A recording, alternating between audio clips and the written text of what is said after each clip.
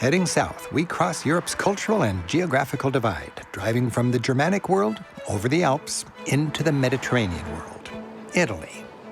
The Brenner Pass has been the easiest way over the Alps since ancient Roman times.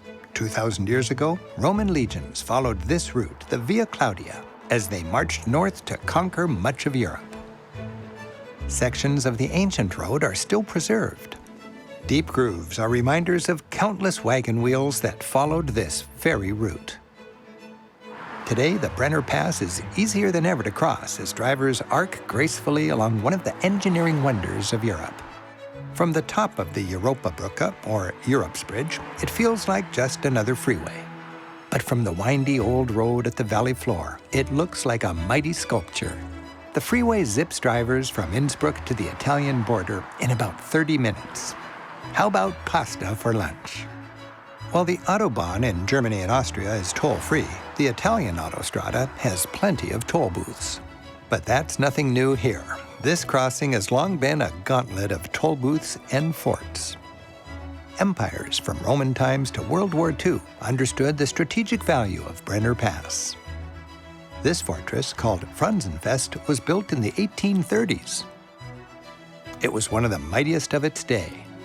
A huge investment by the Habsburg Emperor in Vienna, it was designed to protect his empire from invasions from the south. Throughout the Middle Ages, this was the trade route that connected the Germanic world with cities like Venice and Florence. When medieval traders reached this valley, chances are they were stopped, willingly or not, at a castle like this.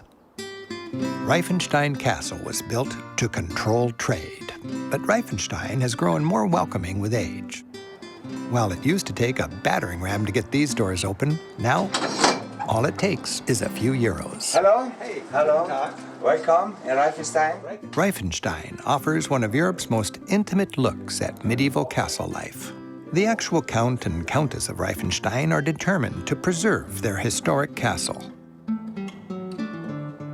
The castle caretaker shows visitors around on tours several times a day. We're enjoying a private visit. While the castle was originally built 1,000 years ago, what we see today is about 500 years old. It's a rare opportunity to see an intact medieval castle interior. Within its mighty stone walls, hefty timbers flesh out the staircases and rooms. The woodwork is artful, and the engineering ingenious. While there was no well, rainwater was collected into a cistern that functions to this day. Paintings adorning the walls feature only one family, the noble German family that has owned the castle for centuries. Here, the lord and lady seem proud of what must have been an impressive fortified home in its day.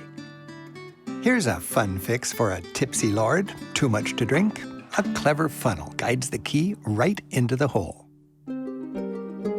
From the looks of the sumptuous green room, medieval life for the nobility was pretty comfortable. The painted walls are original, a rare example of secular art surviving from the Middle Ages. With voluptuous swoops and curls, this scene, frescoed in 1498, is a fantasy of elves, jesters, archers, and fruity symbols of fertility.